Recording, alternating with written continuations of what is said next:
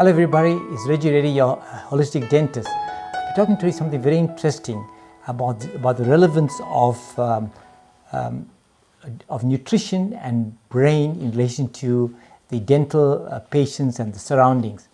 The reason that I decided to choose this topic today from a dental environment, because I found that lots of patients who have attending at the moment the surgery, they seem to have lack of clarity of expression of eliciting correct diagnostic history of the patients so that you can develop correct treatment plans to know what happened in the pandemic when they didn't come to the dentist, suddenly they're down to the dentist now.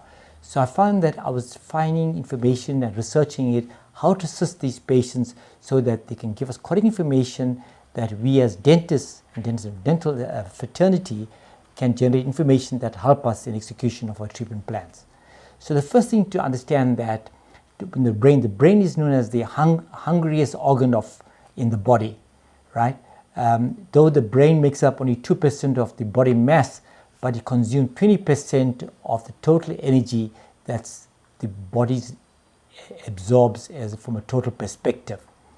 Now, the body doesn't need only this energy, but it needs something called micronutrients, right?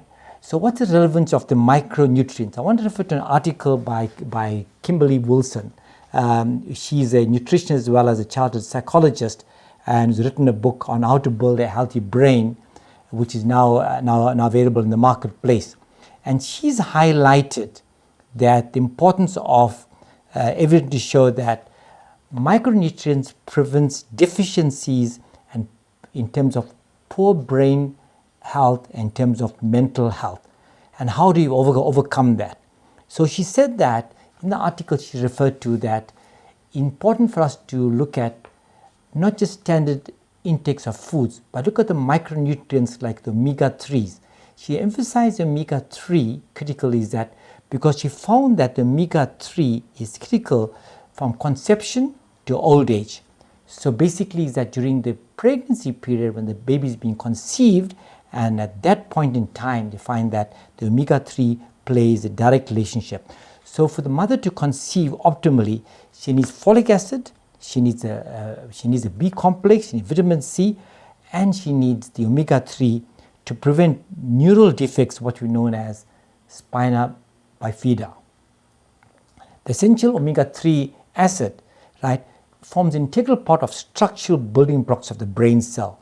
And one of these aspects of omega-3 fatty acids is DHA. So we all know that DHA makes up in 22% of brain's total fatty acid. Now, what does the DHA does? It promotes healthy neuronal morphologies and the anatomical function in relation to the cell signaling, allowing the brain cell to communicate efficiently with each other.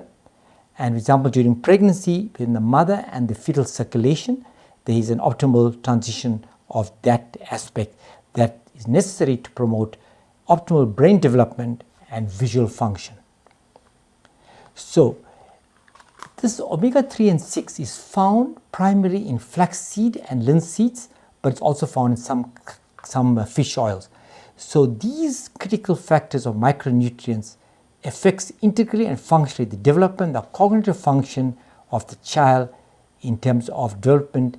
And we know that in assessments at schools these days, children who are at optimal levels of omega-3 function better and do fine motor skills and verbal skills and score much better than the children who have lower levels of omega-3 especially, and also that part relation to decrease in omega-6. In adults, that we know the low levels of DHA, the fatty acid for omega-3 I spoke about, low levels affects increase in dementia and Alzheimer's, right? So it's important to realize that the omega-3 decrease in levels has a 40% effect of decrease in terms of effect of functioning in your neurological effects. But at the same reverse effect, increase in omega-3 and 6 has a 40% increase in your decrease of your slower atrophy of your neurological cells, your neurons. So there is a supplementary effect of this in terms of brain food, what you call as your polyphenols. The polyphenols creates increased brain flow, what you call a brain barrier in terms of the flow of blood. These are found in teas, in coffees, in dark chocolates, in berries and herbs.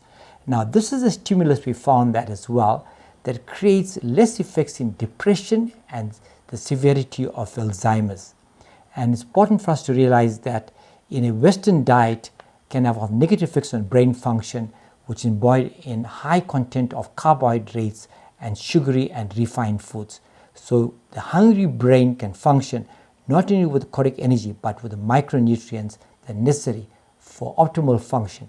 And I'm going to show you that we have generated this in the dental surgery, and we found that there is clarity in the patients who come to surgery in terms of expressing themselves, but the most important thing, the integrated aspect of this nutrition has an effect on the barrier in terms of a brain barrier that affects the optimal health of the individual, that we see orally in terms of the color of the gingival tissues, the color of the mucosa, the color of the tongue.